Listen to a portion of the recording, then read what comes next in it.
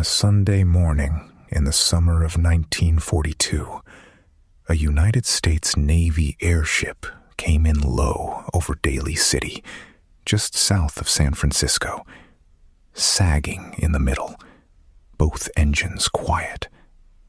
It scraped the rooftops, caught the wires, and folded into a suburban street in front of a crowd that had run outside to watch. Firemen reached the cabin, expecting to pull 2 men out. The door stood open, hooked that way. The radio worked. All 3 parachutes were still stowed. Lieutenant Ernest Cody and Ensign Charles Adams were not aboard.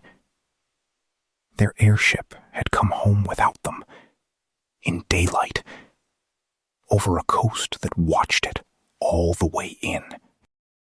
Welcome to the strange Casebook. She had been heavy at dawn.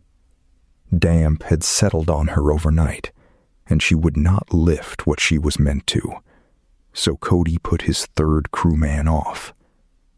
James Riley Hill climbed down onto the mat at Treasure Island and watched the patrol leave without him. It made sense to him, he said. He is the reason there were 2 men in that cabin instead of 3.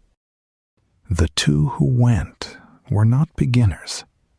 Cody was 27, out of Annapolis, and had flown this same airship out to the carrier Hornet that spring, with spare parts for the bombers that raided Tokyo later that month.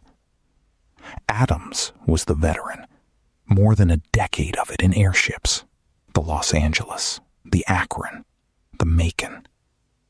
The Germans had decorated him for pulling passengers out of the burning Hindenburg.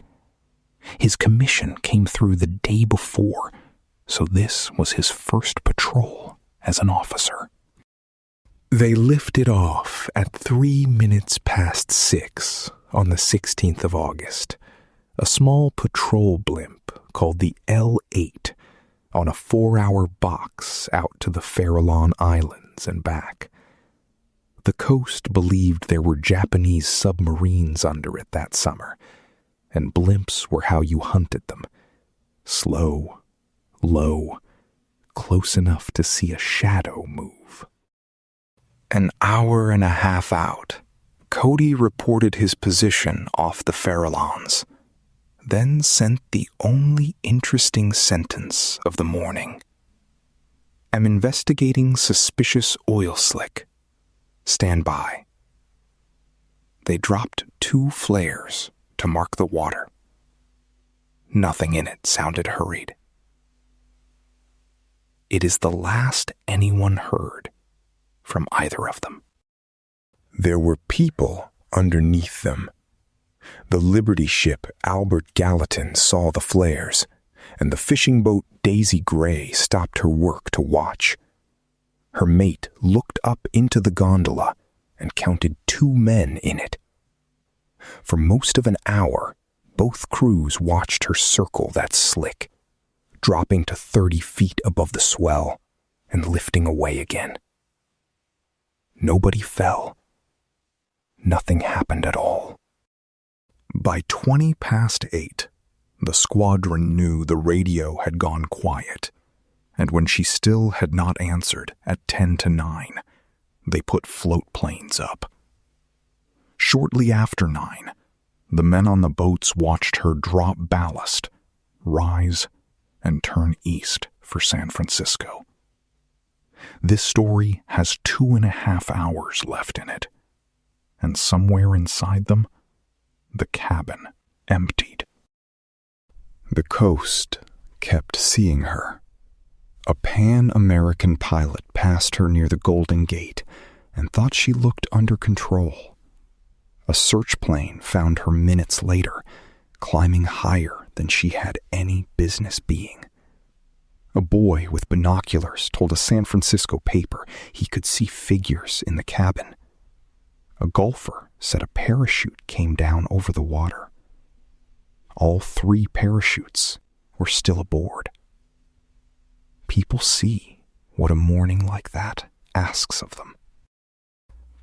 2 men were surf fishing below Fort Funston when the shadow came over them.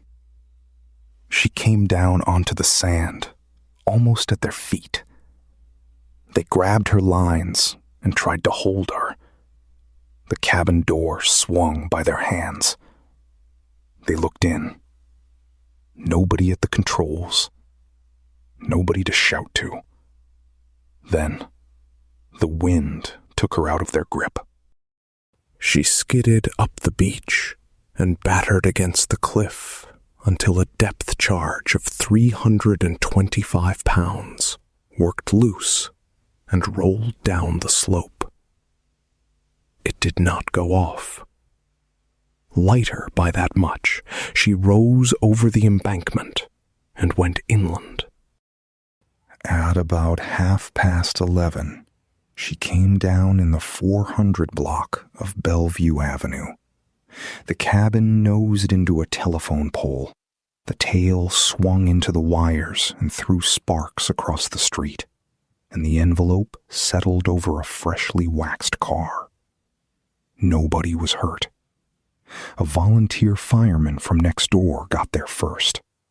The door was hooked open, and the loudspeaker microphone hung out of it on its cord. Everything else was where it belonged. 3 parachutes, the life raft, a hat on the flight controls, a briefcase of classified papers behind the pilot's seat, which kills the spy story before it starts. The ignition switches were on, the instruments read normally, and the radio was in perfect order. 2 things were missing: the men and their life jackets, which they were required to wear over water. They went out, dressed to float. The Navy searched the water and the shoreline for 3 days and said nothing it knew explained what had happened. Nothing came ashore. Nothing has since. And if you have heard this case before, you have heard about the warm coffee and the half-eaten sandwich. There was neither. That was invented on the way to us. 2 days later, the Navy convened a board of investigation under Commander Francis Connell. 7 days, 35 witnesses, civilian and Navy. They established what had not happened. She was not shot at. She did not burn. She never touched the sea. And neither man did anything wrong. Then they had to say what had, and their answer reads like an apology. The door latch might have let go and dropped the man beside him out. The pilot might have stopped the engines to slow her and left the radio and the raft alone because he expected to have him back aboard in a minute. It accounts for the open door. It does not account for the pilot.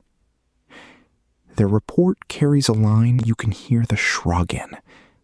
No other adequate explanation offers itself for the abandonment of an airworthy airship. They ruled the leaving involuntary and closed the case undetermined. But look at what it asks of you. A man who had spent his career in airships goes out of a door he knew by touch. The other is gone too, out of the same door.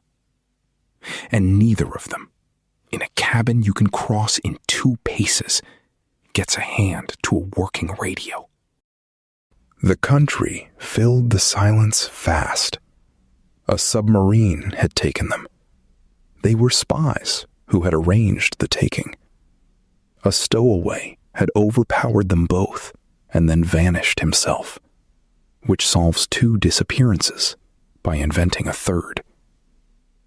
A researcher has spent years arguing the ship carried experimental radar that overwhelmed them, though nothing has surfaced to put it aboard. The cabin is still here in a Naval Aviation Museum in Florida, restored to the markings it wore that morning. You can stand at the doorway they went out of. What stays with me is not the door. It is the radio a step inside it, in perfect working order. Cody had used it earlier that morning to report an oil slick, calmly, in 7 words.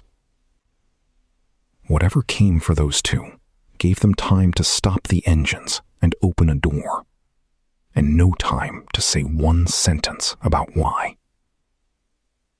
So that is the hole this one leaves. What would have to be happening in a cabin that size for the radio to be the thing you skip? The file stays open. I will see you at the next.